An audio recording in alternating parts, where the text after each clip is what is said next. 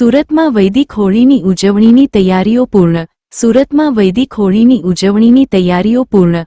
વૈદિક હોળી ગોબર લાકડીથી પ્રગટ થશે. Bureau chief Sunil Ganjawala.